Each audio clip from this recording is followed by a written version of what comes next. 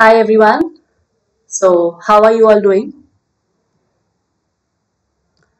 I hope आप सब बहुत अच्छे हो and एकदम मजे में हो and you all are focusing on your studies as well because अभी time नहीं है and May is almost there. There are only 2 months left. So I hope आप सभी बहुत अच्छे से focus कर रहे हो and you all are preparing as you should. Okay. So हमने अभी तक chapter number 1 हमने कौन सा chapter कर लिया है? हमने chapter number 1 कर लिया है, right? 1 कर लिया है. Oh my goodness. 1 हमने किया है, 2 हमने किया है, 3 भी हमने कंप्लीट कर लिया है, 4 भी हमारा हो चुका है.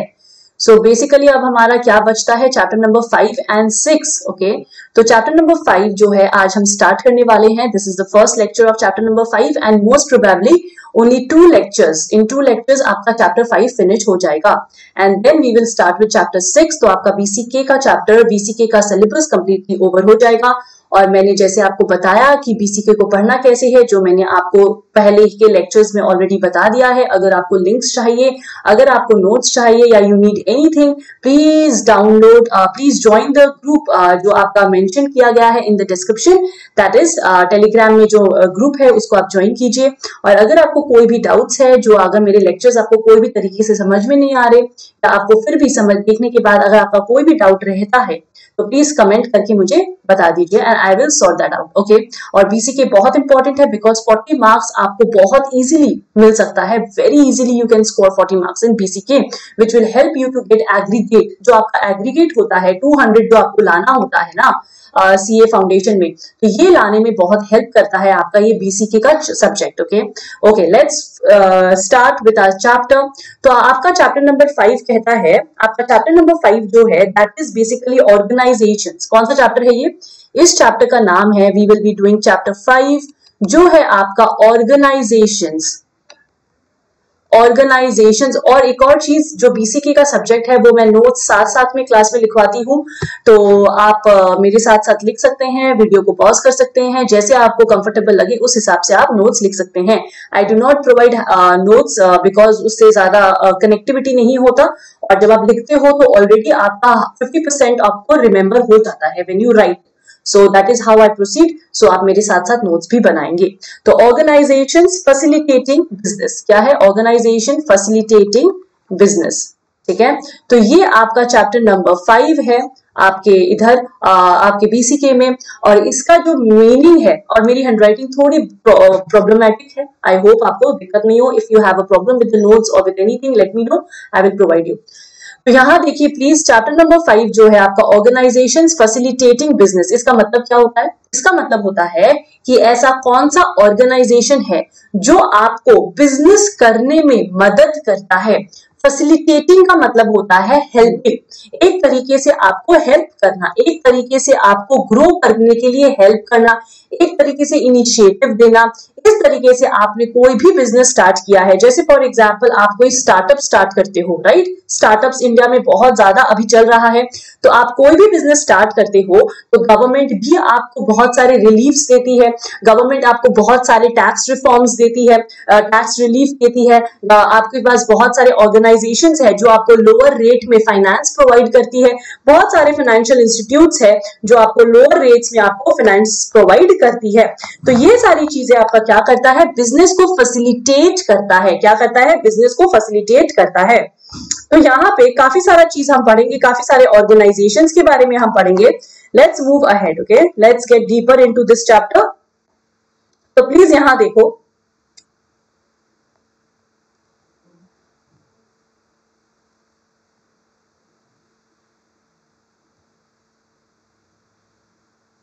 Okay.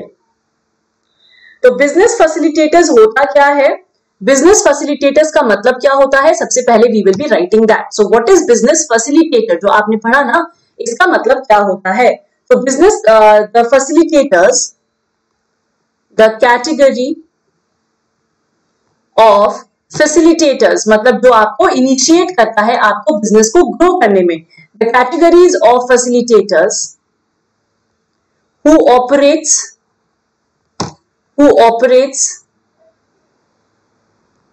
to ease the doing of business.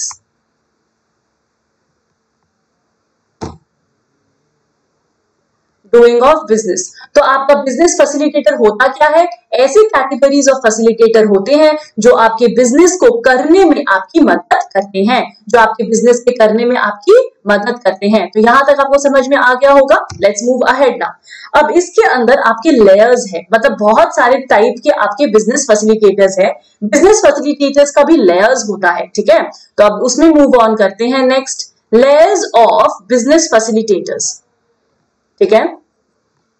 देखो, नोट्स बनाने से क्या होता है, आपके एग्जाम के टाइम पे आपको बहुत इजीली ये याद रहेगा। If you do not prepare notes, आपका होगा क्या, एग्जाम के टाइम पे you will get all confused with the BCK. So don't let that happen. Okay, please यहां देखना everyone. I hope you all are paying attention. तो आपके 3 layers of business facilitators है, ठीक है। ये 3 लेयर्स कौन से है, प्लीज यहां ध्यान से सुनिए। फर्स्ट लेयर जो आता है आपका, वो है आपका पॉइंट ऑफ कॉन्टैक्ट। क्या है?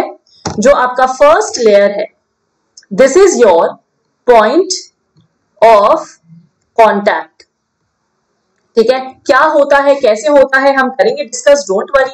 जो ये आपका फर्स्ट लेयर है। सेकेंड लेयर जो होता है, this is your second layer जो होता है, वो है आपका ऑक्सिलरीज और एड्स टू ट्रेड। क्या है?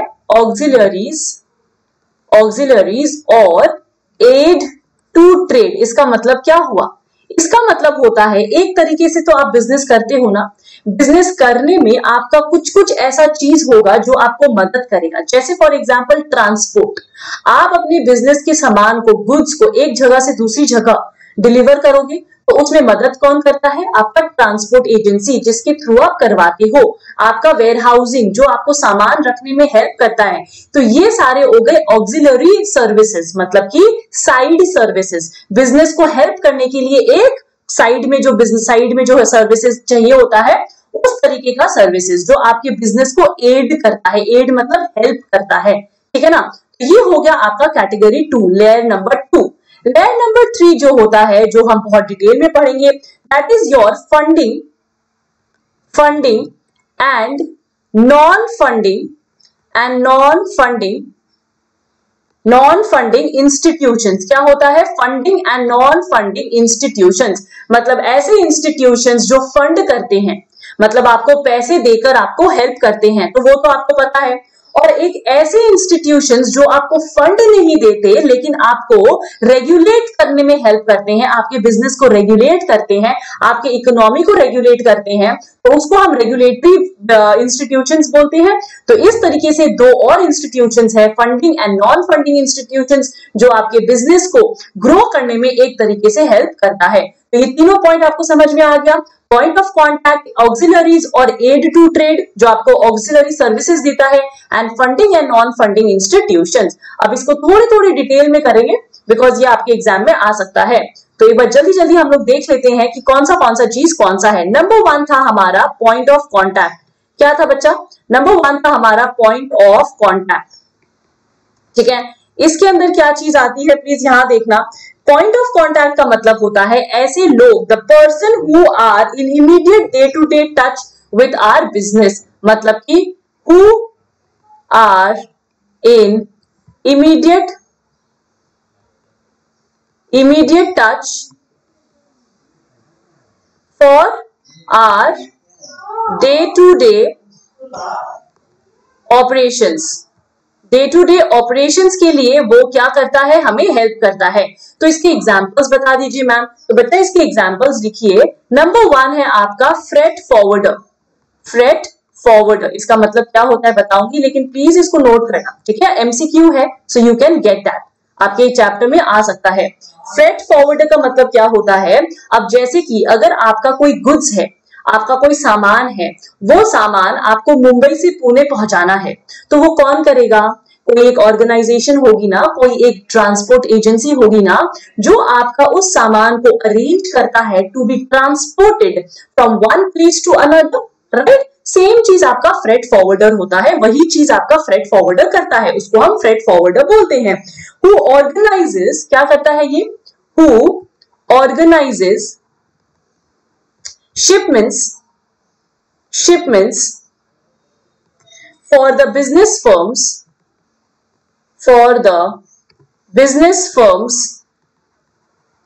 to get goods from manufacturer or producer to the market. तो इसको अगर आपको ऐसे नहीं लिखना है तो आप कैसे लिख सकते हो? For the business firms to transport goods from manufacturer to market. Market तक पहुंचाने में ये हमें मदद करता है। समझ में आ गया? तो यहां तक आई होप आपको समझ में आ गया होगा क्या क्या चीज है। तो अभी तक हमने पॉइंट ऑफ कॉन्टैक्ट का एक एग्जांपल पढ़ा है, that is freight forwarder. Let's move on with the next one. तो आपका नेक्स्ट एग्जांपल है वो क्या चीज है? नेक्स्ट आता है आपका बिजनेस इंक्यूबेटर। ये मैं क्यों बता रही हूं, ये चीज क्यों इंपॉर्टेंट है? Why are these things important? Suppose for example आपके MCQ में लिख देगा कि someone who organizes shipments for the business firms, तो आपका क्या आंसर होना चाहिए? Freight forwarder. तो ये वन वर्ड के क्वेश्चन के लिए इंपॉर्टेंट है, तो प्लीज यहाँ पे लिख लो वन वर्ड टाइप का क्वेश्चन जो आएगा, वन वर्ड टाइप। हालांकि सारे ही वन वर्ड होते हैं, MCQ होता है, लेकिन I hope you are understanding कि वन वर्ड मतलब कि इसके बारे में कौन करता है ये चीज, वैसा टाइप का क्वेश्चंस के लिए इंपॉर्टेंट है, तो इसीलिए मैं इसको छोड़ नहीं सकती। Now business incubator. Now what is business incubator? Please यहाँ ध्यान रखना। अब बिजनेस इंक्यूबेटर का मतलब होता है who helps create and grow young businesses. Incubate का मतलब पता है क्या होता है? जब बच्चा, आपने कभी सुना है जब बच्चा पैदा होता है, अगर सपोज आपका कोई बेबी है जो बहुत ही सीरियस है, बहुत ही वीक है, तो क्या करते हैं ना, उस नए बॉर्न को जो हॉस्पिटल वाले होते हैं वो एक इंक्यूबेटर में रखते हैं। मतलब इंक्यूबेटर एक तरीके से आपका आईसीयू होता है but in a better form, जहां पे आपको सारे बहुत अच्छे से, बहुत ही careful, no virus no bacteria, बहुत ही केयरफुल तरीके से उस बेबी को रखा जाता है जब तक वो बेबी ग्रो होके, मतलब ग्रो तो नहीं, जब तक वो बेबी स्ट्रॉन्ग ना हो जाए तब तक उस इंक्यूबेटर में उसको रखा जाता है। तो basically what are we doing? हम एक वीक बच्चे को, एक न्यू बॉर्न बच्चे को, वीक बच्चे को हम क्या करते हैं? एक इंक्यूबेटर में डालते हैं। वो जब तक हेल्दी नहीं हो जाता उसका ध्यान रखते हैं। वो इंक्यूबेटर एक तरीके से एक्ट करता है जहां पे हम एक वीक यंग बिजनेस को क्या करते हैं? उसको ग्रो करवाते हैं, उसको हेल्प करते हैं, उसको नरिशमेंट देते हैं, उसको सारी चीजें जो ना उसको जरूरत है वो सारे नरिशमेंट के साथ उसको ग्रो करने में हेल्प करते हैं।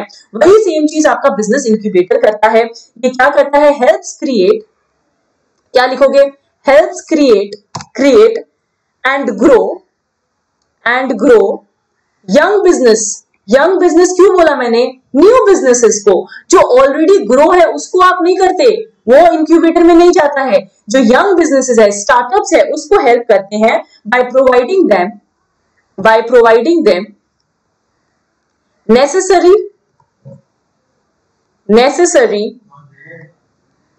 Support. By providing them necessary support, अगर उसको कोई भी नेसेसरी सपोर्ट चाहिए तो वो हम प्रोवाइड करते हैं। ठीक है, समझ में आया? So helps create and grow young businesses by providing necessary support. Necessary support जरूरी है, financial and technical as well, दोनों तरीके का वो आपको सपोर्ट देता है। नेक्स्ट आपका एग्जांपल है बिजनेस एक्सेलरेटर। अब एक्सेलरेटर, आपने स्कूटी बाइक कार चलाया ही होगा किसी ना किसी तरीके से, आप जानते ही हो व्हाट इज एक्सेलरेटर। क्या होता है बच्चा accelerator?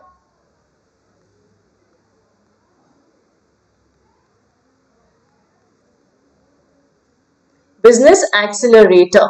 Now what is business accelerator? कोई चीज बहुत ही स्मूथ जा रही है, स्लो जा रही है, उसको हमको एक तरीके से बढ़ा देना है, उसको हमें पंप देना है, एक तरीके से एक्सेलरेट करना है, इंक्रीज करना है। तो वो कौन करता है? आपका एक अलग ग्रुप ऑफ ऑर्गेनाइजेशंस होते हैं, पीपल होते हैं, जो आपका क्या करता है? बिजनेस को थोड़ा ग्रो करने में हेल्प करता है। इसका एकदम अच्छा एग्जांपल समझाती हूँ जो आज की तारीख में चलता है। जैसे फॉर एग्जांपल आपका आज अगर आपको इंस्टाग्राम फॉलोअर्स को बढ़ाना है तो आप क्या करते हो? प्रमोशन करते हो ना।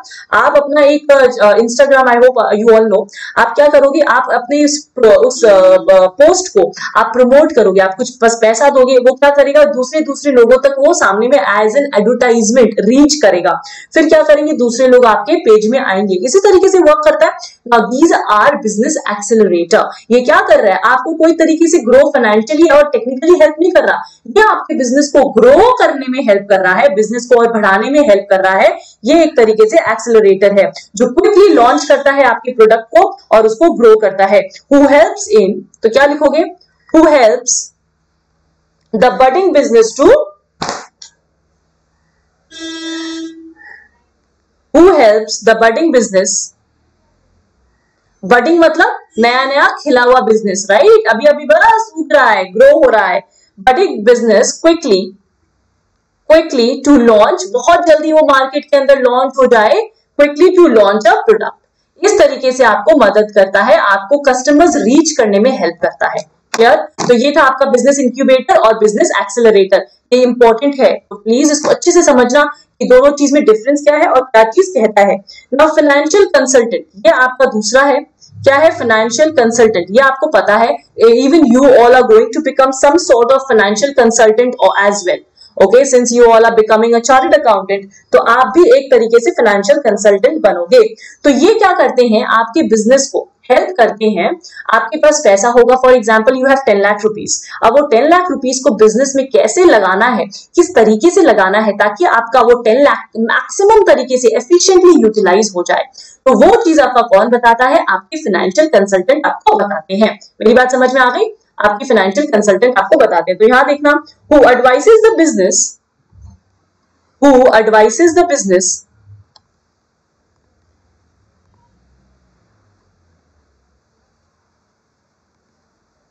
on its various resources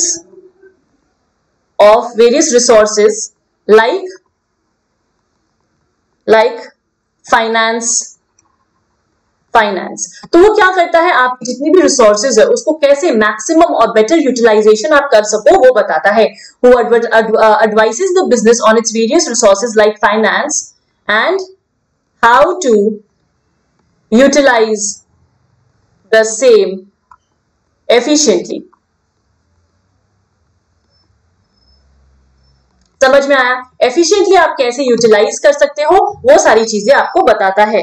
next है आपका मर्चेंडाइजर, ये इंपॉर्टेंट जरूर है, इसके बारे में एग्जाम में क्वेश्चन आ सकता है। मर्चेंडाइजर होता कौन है, हु इज अ मर्चेंडाइजर, तो मर्चेंडाइजर कौन होता है बच्चा, someone who helps the business in procurement and sales like retail store. मतलब क्या हो गया, मर्चेंडाइजर का मतलब हो गया कि आपको आपके बिजनेस को प्रोक्योर करने के लिए, रिसोर्सेज को प्रोक्योर करने के लिए, सेल्स करवाने के लिए हेल्प करें। जैसे फॉर एग्जांपल आप एक होलसेलर हो, आपका ये सामान आप बेचोगे ना, मार्केट रीच करोगे ना, आप ये प्रोड्यूस कर रहे हो, ये एक होलसेलर है आप।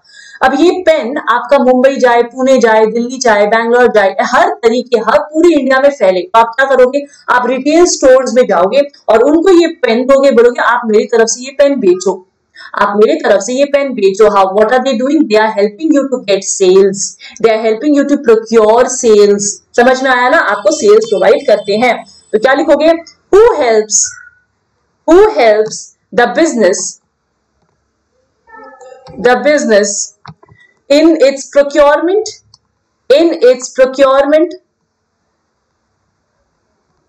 and sales like retail store। समझ में आया, तो इस तरीके से वो हेल्प करता है।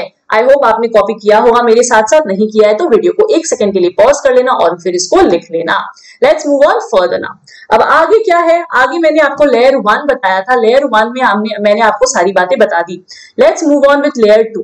अब आप बोलोगे मैम ये तो बुक में है नहीं, बच्चा ये बुक में है लेकिन डिफरेंट तरीके से दिया हुआ है, तो ये भी आपको समझना है। नाउ ऑक्सिलरी एंड और एड्स, क्या था लेयर 2, ऑक्सिलरी और एड्स टू ट्रेड, ये था ना। तो इसके एग्जाम्पल्स क्या होते हैं, ये इसका क्या होता है, इसके बारे में क्या लिखोगे आप, the person who provide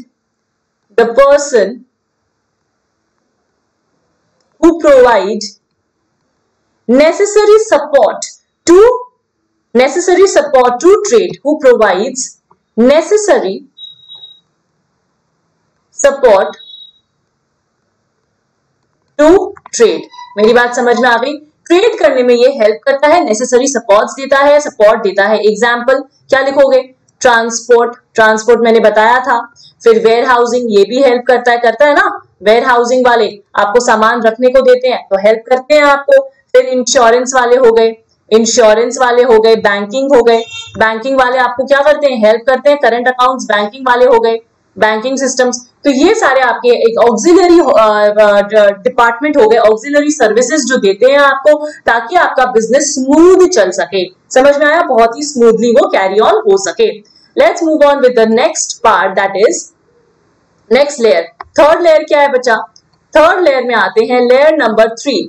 layer number 3 क्या होता है आपका? Funding and non funding. मैंने बताया था funding and non funding, funding and non funding institutions. क्या है? Institutions.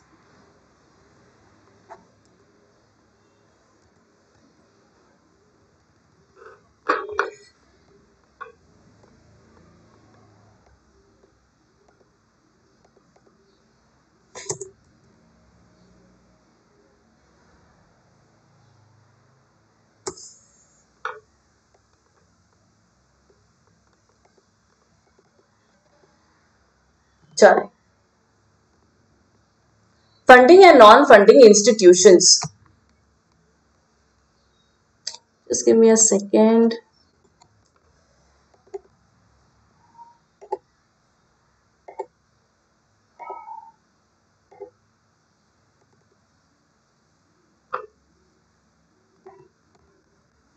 Sorry for that.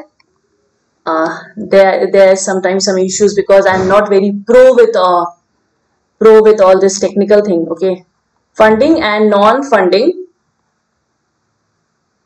institutions. This is the first time that I am teaching online. I mean this year. I used to teach face-to-face classes. I always used to give face-to-face classes. So it's a little difficult to adjust, but yeah, we need to adapt. Okay, now funding and non funding institutions. अब इसमें क्या होता है please सुनना। अब इसमें आपको पता है फंडिंग का मतलब क्या होता है? वो प्रोवाइड फाइनेंशियल असिस्टेंस, राइट? तो यहाँ पे आप क्या लिखोगे? गवर्नमेंट, जीओआई मतलब क्या हो गया? Government of India. जीओआई मतलब government of India facilitates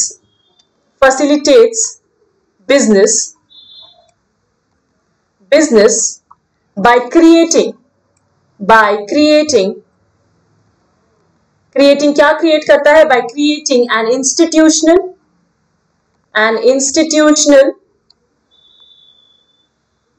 apparatus मतलब एक इंस्टीट्यूशन क्रिएट करता है बेसिकली, जहां पे हर तरीके का सॉल्यूशंस प्रोवाइड किया जाता है। एक institution for the implementation of policies. अब इसका मतलब क्या हो गया बताती हूँ। इम्प्लीमेंटेशन ऑफ पॉलिसीज, और यही जो इंस्टीट्यूशंस है ना, वही दो इंस्टीट्यूशंस है। एक है आपका फंडिंग और एक है आपका नॉन फंडिंग। ठीक है, फंडिंग क्या हो गया? फंडिंग हो गया आपका नाबार्ड, फिर आपका IFCI, सिडबी, फिर आपका एग्जिम। ये आपके सिलेबस में है नहीं, ये तीनों आपके सिलेबस में है नहीं, तो इसको हम नहीं पढ़ेंगे, हम सिर्फ ये पढ़ेंगे। और नॉन फंडिंग हो गया आपका RBI, आपको पता है क्या होता है? सेबी हो गया, CCI हो गया, एंड देन IRDA हो गया। ये आपके नॉन फंडिंग है। मतलब क्या हुआ? गवर्नमेंट ऑफ इंडिया क्या करती है? अब जैसे फॉर एग्जांपल आपको लॉयर के पास जाना है या आपका कोई केस है जो आपको लड़ना है, तो आप किसके पास जाओगे? आप कोर्ट में जाओगे। आपका एक इंस्टीट्यूशन प्रोवाइड किया गया है आपको कि अगर आपका कोई भी डिस्प्यूट होता है किसी के साथ भी, तो आप कहां जाइए? आप इस कोर्ट में जाइए, ये आपको बताया गया है, राइट? तो आप कोर्ट में जाते हो। वैसे ही गवर्नमेंट ने क्या किया? बिजनेस ऑर्गेनाइजेशंस के लिए काफी सारे इंस्टीट्यूशंस करे हैं जो आपके हर तरीके का बिजनेस को रेगुलेट करेगा। कोई रेगुलेट करता है, कोई आपको फंडिंग्स प्रोवाइड करता है। जैसे फॉर एग्जांपल आपका RBI क्या हो गया? Reserve bank of India. ये क्या है? आपके जितने भी बैंक्स है उसको कंट्रोल करता है, उसके पॉलिसीज को इंप्लीमेंट करता है। अगर वो नहीं करेगा तो क्या आपका बिजनेस अच्छे से रन करेगा? क्या नहीं। क्यों? क्योंकि हमने अभी अभी पढ़ा था कि one of the auxiliary services are क्या है? आपका बैंक है। बैंक आपके बिजनेस को करने में हेल्प करता है, करेंटली स्मूथली मूव करने में हेल्प करता है। तो अगर उसके पॉलिसीज को कोई कंट्रोल नहीं करेगा, कोई रेगुलेट नहीं करेगा, तो होगा क्या कि आपका कंफ्यूजन क्रिएट हो जाएगा, आपका वो अच्छे से फंक्शन नहीं करेगा। तो आरबीआई आपके बैंक्स को कंट्रोल करता है, आपकी इकोनॉमी को कंट्रोल करता है, आपके क्रेडिट कंट्रोल को करता है। कैसे करता है हम पढ़ेंगे। नेक्स्ट है आपका सेबी। सेबी आपको पता है आप सभी इन्वेस्टमेंट्स करते होंगे। Now you all are becoming a CA, so आपका इंटरेस्ट शेयर्स की तरफ बढ़ रहा होगा कि करके देखते हैं, शेयर्स में इन्वेस्ट करके देखते हैं।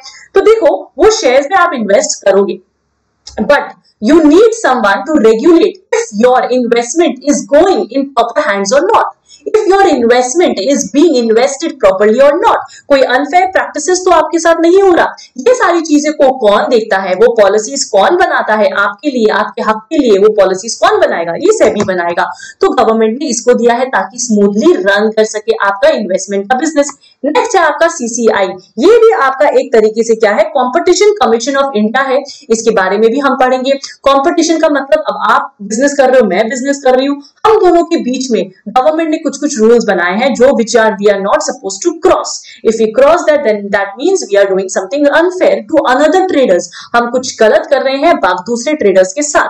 तो वो आपका सीसीआई गाइड करता है, सीसीआई पॉलिसीज बनाता है बिटवीन द ट्रेडर्स इनसेल्फ, और या फिर आपका whole as a whole market कैसे रन होना चाहिए, कैसे बिजनेस होना चाहिए, कैसे कंपटीशन को देखना चाहिए, ये सारी चीजें आपका सीसीआई बताता है। Then we have IRDA, that is insurance regulatory and development authority. मतलब इंश्योरेंस, आप इंश्योरेंस लेते हो, राइट? तो वो इंश्योरेंस आपका फेयर है नहीं है, कितना परसेंटेज मिलना चाहिए, कितना परसेंटेज नहीं मिलना चाहिए, कितना प्रीमियम होना चाहिए, इंश्योरेंस वाले आपके साथ धोखा तो नहीं करे, ये सारे पॉलिसीज कौन देखता है? ये आपका आईआरडीए देखता है। These regulating bodies are very important. Why are they important? ताकि इनडायरेक्टली आप आराम से अपना बिजनेस कर सको, जो भी बिजनेस कर रहे हो, जो भी इन्वेस्टमेंट कर रहे हो, कहीं भी इन्वेस्टमेंट कर रहे हो, जहां पे भी पैसा लगा रहे हो, वो सारा आपका अच्छे से हो सके। ये सब कौन देखता है? आपका non funding institutions. Funding institution NABARD है जो आपको फंड्स भी प्रोवाइड करता है रूरल डेवलपमेंट के लिए, आपको लोअर परसेंटेज में ये फंड्स प्रोवाइड करता है।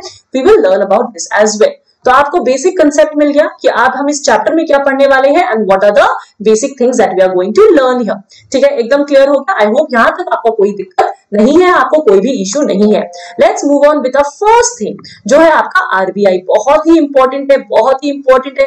प्लीज एकदम ब्यूटीफुली, एकदम अच्छे से इसको समझने की कोशिश करना। मैं आपको एकदम अच्छे से, एकदम शॉर्ट में, जितना शॉर्ट हो सके मैं उतना शॉर्ट करके आपको समझाऊंगी। ठीक है, अब देखो आरबीआई जो है ना, इसको आप बैंकों का बैंक बोलते हैं। आप सभी को पता होगा कि what is the highest form of court in our country? Supreme court. Supreme court के ऊपर कोई नहीं है। अगर सुप्रीम कोर्ट का डिसीजन आ जाता है then that is the final decision, isn't it? वैसे ही आपका आरबीआई, अब बैंक्स है, बैंक आपको पैसे देता है, पैसे लेता है, बैंक लेके भाग भी सकता है ना। बैंक का एक कोई तो कंट्रोल करना पड़ेगा, किसी को तो कंट्रोल करना पड़ेगा बैंक को। वो कंट्रोल कौन करता है? आपका RBI, reserve bank of India.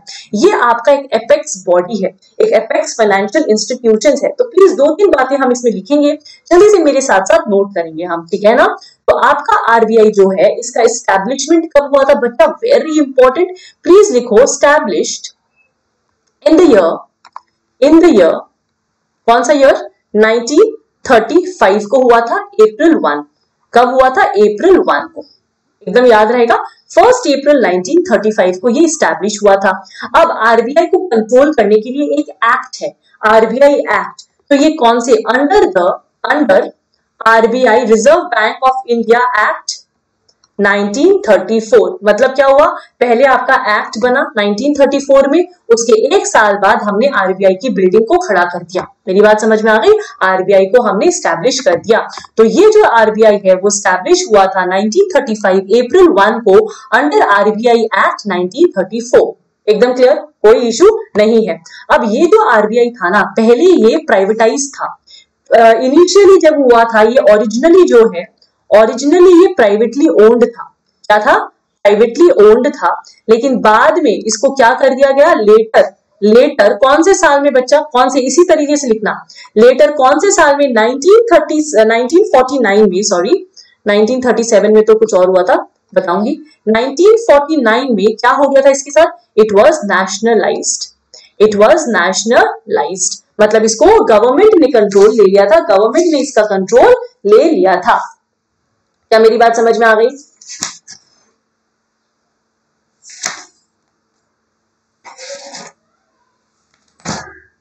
ठीक है, गवर्नमेंट ने इसका कंट्रोल ले लिया था। अब नेक्स्ट क्या हुआ, प्लीज मेरी बात सुनना। नेक्स्ट आगे और भी बातें हैं, प्लीज सुनो। अब इसका जो हेड ऑफिस था ना, अब लिखो यहां पे,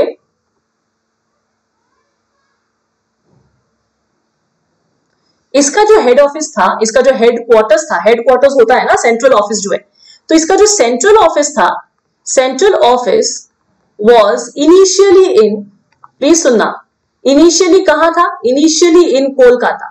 कहां पे था? कोलकाता में था। लेटर, लेटर क्या हुआ? लेटर इन कौन सा साल में? 1937 में it was change to Mumbai. 1937 में क्या हो गया? It change to, it shifted to लिख दो, इट मूव्ड टू मुंबई लिख दो, इट मूव्ड टू मुंबई। ठीक है ना, समझ में आ गया? तो इसका एक टाइमलाइन बना ले, जल्दी से एक छोटा सा टाइमलाइन बना लेते हैं कि क्या से क्या हुआ था। Now please see here, this is our RBI, ये हमारा एक बड़ा सारा आरबीआई है ना। अब इस आरबीआई को फॉर्मेशन, आरबीआई का फॉर्मेशन कब हुआ था? 1935 में ये बिल्डिंग बनी थी। लेकिन ये बिल्डिंग किसके अंडर बनी थी? अंडर आरबीआई एक्ट के अंदर बनी थी, विच वॉज 1934, जो 1934 में आरबीआई एक्ट बन गई थी। ये बिल्डिंग पहले प्राइवेटाइज थी, लेकिन फिर इसको क्या कर लिया गया? इस बिल्डिंग को नेशनलाइज कर लिया गया। कौन से साल में? 1949 में इसको नेशनलाइज किया गया। कब क्या किया गया? नेशनलाइज किया गया था।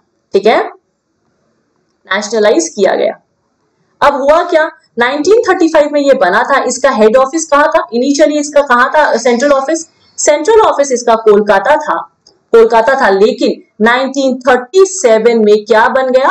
1937 में ये शिफ्ट हो गया टू मुंबई। तो ये तरीके से एक टाइमलाइन आप छोटा सा बना लीजिए, आई एम वेरी श्योर आपको हेल्प करेगा।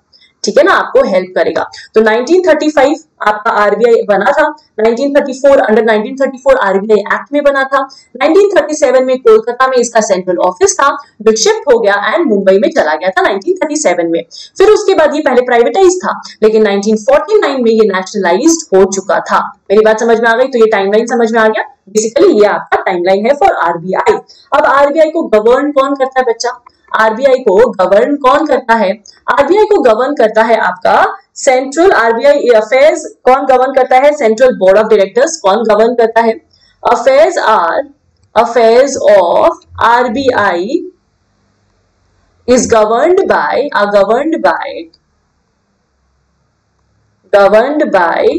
Board of directors.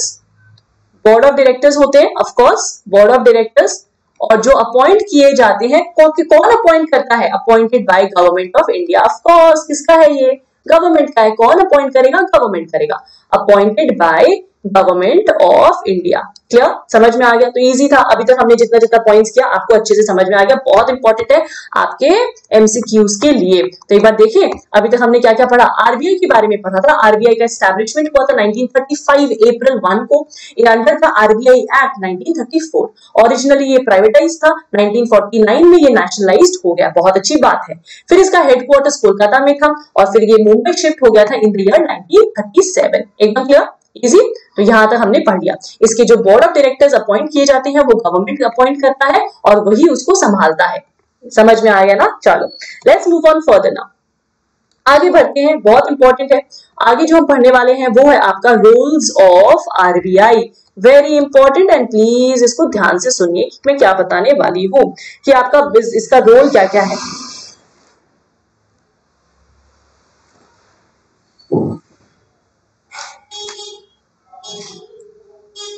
Okay, roles of RBI करते हैं जल्दी से। इसका रोल्स क्या क्या है, जो इंपॉर्टेंट चीजें हैं, इसका कीवर्ड्स हम याद करेंगे। कीवर्ड्स मैं आपको मार्क करके बताऊंगी, वो कीवर्ड्स आपको याद करना है। तो सबसे पहला क्या है, इसको हम क्या बोलते हैं? It is central bank of India. Central bank of India कहते हैं हम आरबीआई को। क्या कहते हैं? Central bank of India. ये एक तरीके से आपका बहुत ही पाइवटल बैंक है, बहुत ही इंपॉर्टेंट है फॉर द इकोनॉमी, बहुत ही ज्यादा इंपॉर्टेंट है ये, क्योंकि ये हर चीज कंट्रोल करता है, मॉनिटरी पॉलिसीज को कंट्रोल करता है, which is very important to run the economy. ठीक है ना? तो ये आपका एक सेंट्रल बैंक ऑफ इंडिया है, you have to write this. Next क्या है? ये एक तरीके से आपका एपेक्स मॉनिटरी इंस्टीट्यूशन है, मॉनिटरी इंस्टीट्यूशन है। मैंने बोला ना, जैसे एपेक्स कोर्ट कौन सा हो गया? Supreme court. वैसे ही बैंकों का बैंक, बैंकों का राजा कौन हो गया? आरबीआई। तो एपेक्स मॉनिटरी इंस्टीट्यूशन है, ये इंस्टीट्यूशन है of highest authority, of highest authority. ठीक है ना? नेक्स्ट क्या करना है हमें? ये क्या करता है? आपकी इकोनॉमी को स्टेबल करने में हेल्प करता है। तो ये क्या लिखोगे आप? नेक्स्ट क्या लिखोगे? It helps to maintain the stability of the economy. तो helps to maintain the stability of economy. ठीक है ना? कीवर्ड्स में बताऊंगी, पहले ये इतना लिखते हैं। नेक्स्ट क्या है? नेक्स्ट आपका क्या है? अब एक बात बताना, नेक्स्ट आपका ये वाला जो लाइन में बताने वाली हूं, इससे एग्जाम में क्वेश्चन आ चुका है, तो प्लीज ध्यान से सुनो। गवर्नमेंट के लिए it acts as an advisor, it acts as an advisor. ठीक है? गवर्नमेंट को यह एडवाइस करता है, लेकिन बाकी बैंकों के लिए क्या करता है? बाकी कमर्शियल बैंक्स के लिए, कमर्शियल बैंक समझते हो जैसे पीएनबी वगैरह, कमर्शियल बैंक्स के लिए क्या करता है? It acts as a friend, philosopher and guide.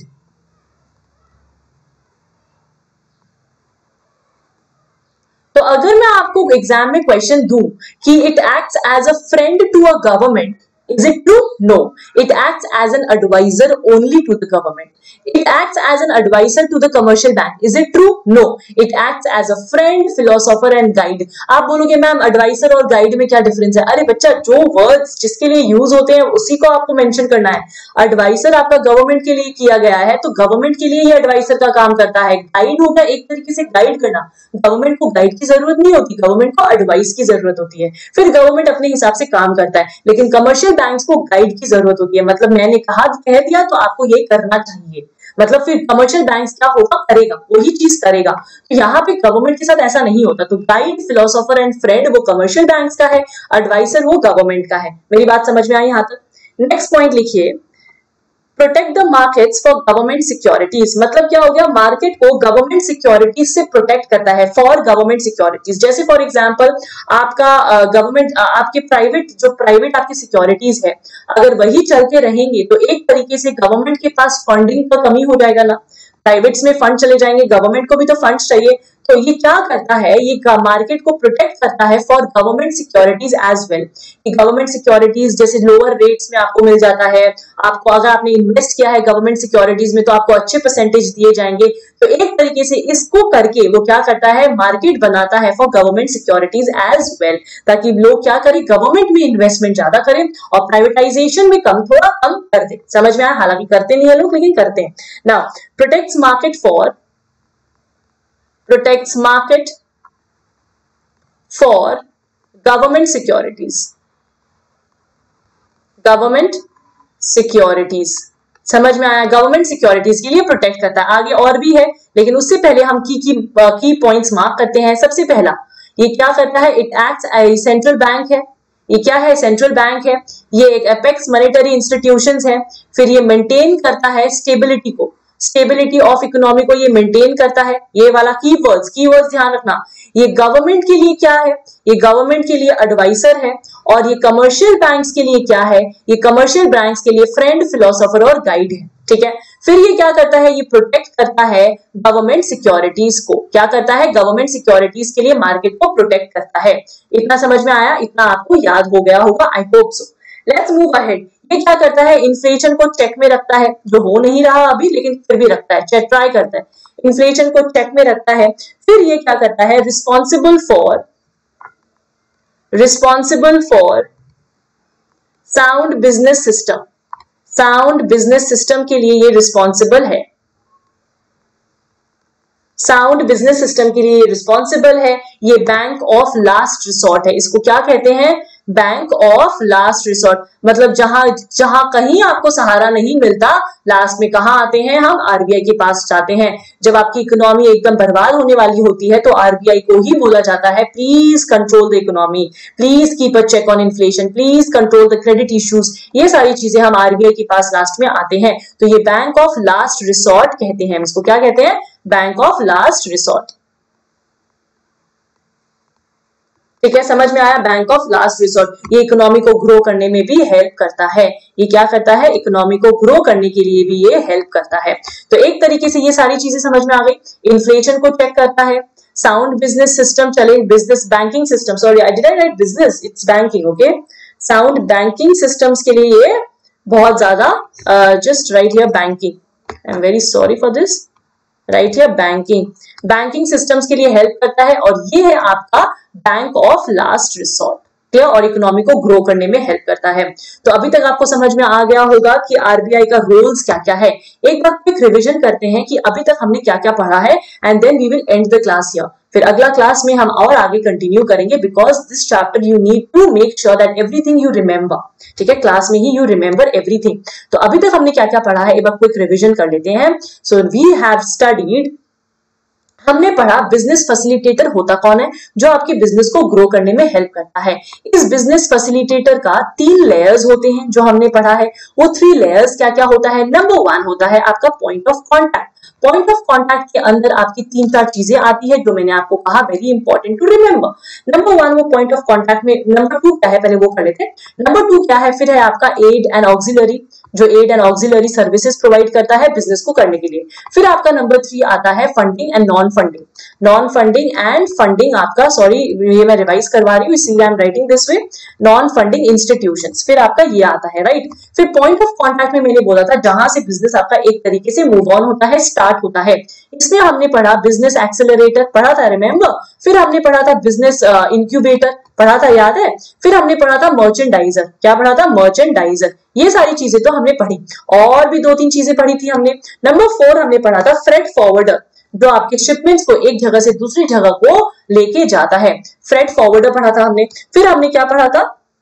Business finance consultant. Last था आपका फाइनेंस कंसल्ट करता है। कौन कंसल्टेंसी देता है? फाइनेंस कंसल्टेंट देता है। ठीक है, ये सारी चीजें 5 चीजें हमने पढ़ी थी। इसमें मैंने आपको एग्जांपल बताया था, ऑक्सिलरी में ट्रांसपोर्ट बताया था, फिर हमने वेयरहाउस बताया था, फिर हमने क्या बताया था? बैंक्स बताए थे, फिर हमने इंश्योरेंस किया था। ये सारी आपकी क्या हो गई? एक तरीके से ऑक्सिलरी सर्विसेज आपको देता है। इसमें हमने फंडिंग नॉन फंडिंग में हमने क्या क्या किया था? नबार्ड किया था रिमेंबर। और नॉन फंडिंग में हमने क्या क्या किया था? आरबीआई, सेबी, और हमने क्या किया था? आपका सीसीआई किया था, और एक और हमने किया था विच वॉज योर IRDA। ये आपका रेगुलेटरी बॉडीज है जो आपको हेल्प करता है बिजनेस को स्मूथली रन करने के लिए। यहां तक हमने पढ़ लिया। फिर हमने आरबीआई स्टार्ट किया था। आरबीआई के बारे में हमने पढ़ा था कि ये आरबीआई का एस्टैब्लिशमेंट हुआ था 1935 में, अंडर 1934 एक्ट, जो आपका आरबीआई एक्ट है उसके अंडर। फिर हमने पढ़ा 1937 में हुआ क्या था? कोलकाता से मुंबई शिफ्ट हो गया था आपका हेडक्वार्टर, सेंट्रल ऑफिस। और फिर हमने पढ़ा 1949 में क्या हो गया था? प्राइवेटाइजेशन से नेशनलाइज हो गया था आपका आरबीआई। यही तो हमने पढ़ा था, इजी। और इसका बोर्ड ऑफ डायरेक्टर्स इसको कंट्रोल करता है। बोर्ड ऑफ डायरेक्टर्स को इलेक्ट कौन करता है? आपका गवर्नमेंट इलेक्ट करता है। ये हमने पढ़ा आज की क्लास में। फिर हमने और भी चीज करी, हमने क्या किया? फंक्शंस किया हमने, बहुत अच्छे। तो हमने रोल्स ऑफ आरबीआई किया। आरबीआई का रोल मतलब आरबीआई किस तरीके से काम करता है। जैसे फॉर एग्जांपल एक मैन है, मैन का रोल क्या क्या है? उसका रोल है he is a son, he is a father, he is a husband, he is a brother, right. इतने सारी चीज अलग अलग लोगों के लिए होता है। वैसे ही आरबीआई का रोल क्या है? आरबीआई किसके लिए क्या होता है? तो उसमें हमने पढ़ा कि RBI central bank of India है। इंडिया के लिए वो एक तरीके से सेंट्रल बैंक है, वो एपेक्स इंस्टीट्यूशन है, बैंक ऑफ लास्ट रिसोर्ट है। क्या है? बैंक ऑफ लास्ट रिसोर्ट है, मतलब जहां कोई नहीं वहां आरबीआई। ठीक है ना। नेक्स्ट हमने क्या पढ़ा? ये गवर्नमेंट के लिए क्या होता है? गवर्नमेंट के लिए एडवाइजर का काम करता है, और बाकी कमर्शियल बैंक्स के लिए ये फ्रेंड है, गाइड है और फिलोसोफर है। ये हमने पढ़ा, फिलोसोफर है, राइट।